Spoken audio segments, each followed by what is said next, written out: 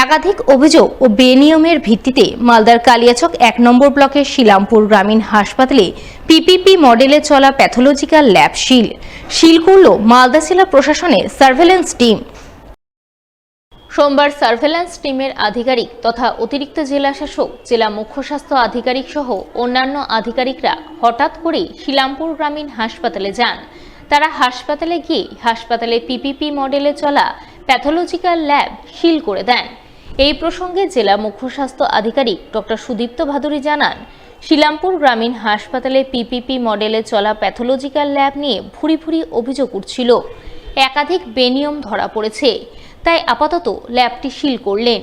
তবে lab seal করা হলেও গর্ভবতী মহিলাদের বিভিন্ন পরিষেবা একদিনের জন্যও ব্যাহত হবে না, সেই ব্যবস্থা তিনি আজই করে যাবেন।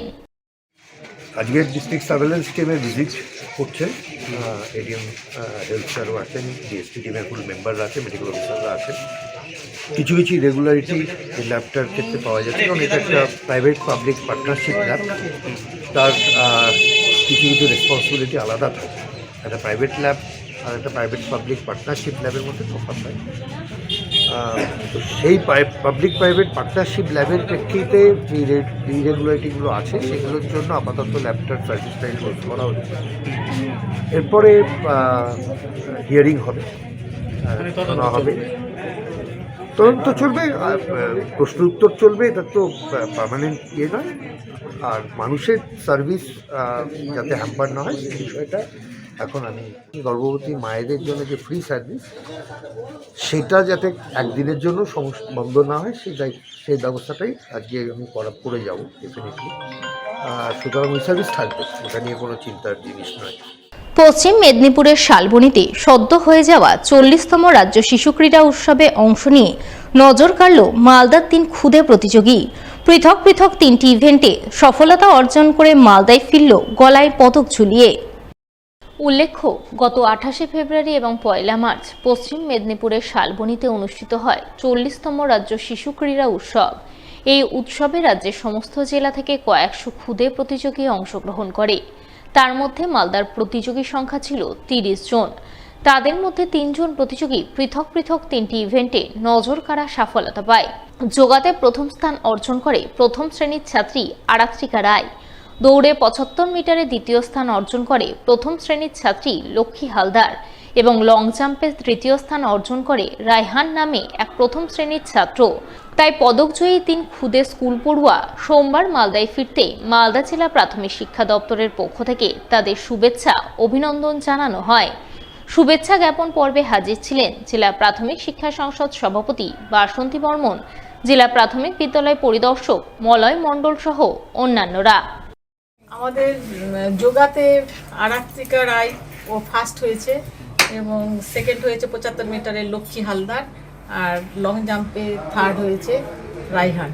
এই 3টে বাচ্চা সবই ক্লাস 1-এ পড়ে। এরা ক্ষুদে বাচ্চা, মানে সবে প্রথমেই ওরা এত সুন্দর করেছে এবং বাবা মা ছাড়া ওখানে গিয়ে সবার সঙ্গে অ্যাডজাস্ট করে খুব ভালো লেগেছে। বাচ্চাদের সব 5,000 টাকার করে 3টে বাচ্চায় 5,000 টাকার চেক দিয়েছি। তাছাড়াও ফুল মিষ্টি এসবই আমরা দিয়েছি এখান থেকে। আমাদের যোগার মেয়েরা এখানে রানার্স হয়েছে, তারও একটা কাপ পেয়েছি। রাজ্যের খেলাটা হয়েছিল পশ্চিম মেদিনীপুরের শালবনী নেতাজি স্টেডিয়ামে 28শে ফেব্রুয়ারি এবং 1 মার্চ।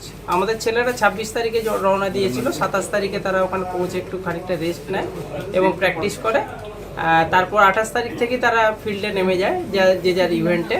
আমাদের এখান থেকে 30 জন স্টুডেন্ট পার্টিসিপেট করেছিল 34 ইভেন্টে এবং রাজ্যে ইনক্লুডিং কেএমসিকে আলাদা করে ইনক্লুডিং কেএমসি 24টা ইউনিট অর্থাৎ 24টা জেলা সেখানে পার্টিসিপেট করে। তাদের মধ্যে আমাদের শিশুরা তাদের কৃতিত্ব দেখিয়েছে এবং আমরা 3টে অ্যাকচুয়ালি প্রাইজ পেয়েছি, কিন্তু আমাদের কিন্তু বাকি বাচ্চারাও কিন্তু খুব ক্লোজ ছিল।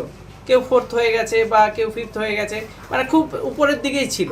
আমরা স্যাটিসফাইড যে আমরা গত বছর কোনো মেডেল পাইনি রাজ্যে, এবছর আমরা 3টে মেডেল পেলাম। এটা পুরো কৃতিত্বই আমাদের শিশুদের।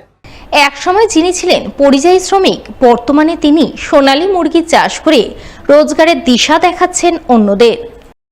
এমনটাই ছবি নজরে এলো পুরাতন মালদা ব্লকের মহিষবাতানি অঞ্চল এলাকায়। এই অঞ্চলের গুজরঘাট এলাকার বাসিন্দা জাহাঙ্গীর আলম একসময় পরিযায়ী শ্রমিক হিসাবে কাজ করতেন। কাজের জন্য এক রাজ্য থেকে অন্য রাজ্যে ছুটে যেতেন, কিন্তু গত 8 বছর ধরে তিনি পরিযায়ী শ্রমিকের পেশা ছেড়ে ঝুঁকেছেন অন্য পেশায়। বাড়ি থেকে কিছু দূরেই মহিষবাথানির ধানকুড়ি এলাকায় নিজের আমবাগানের মধ্যে চাষ করছেন সোনালী মুরগি। বর্তমানে তার খামারে রয়েছে দেশি মুরগির মতো দেখতে কয়েক হাজার সোনালী মুরগি।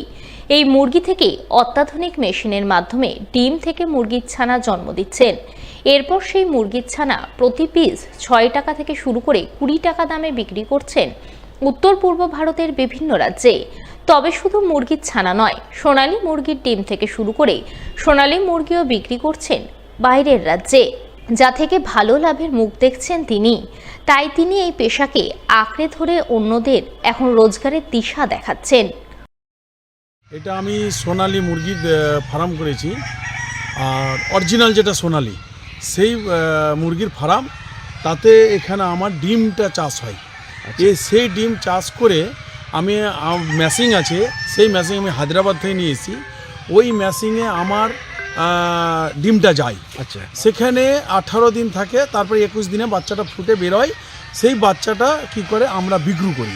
সে কি করে যে ঝাড়খণ্ডে যায়, বিহারে যায়, আপনার ইউপিতে যায়, ছত্তিশগড় এমপিতে, এগুলো সব যায়, আসামও যায়।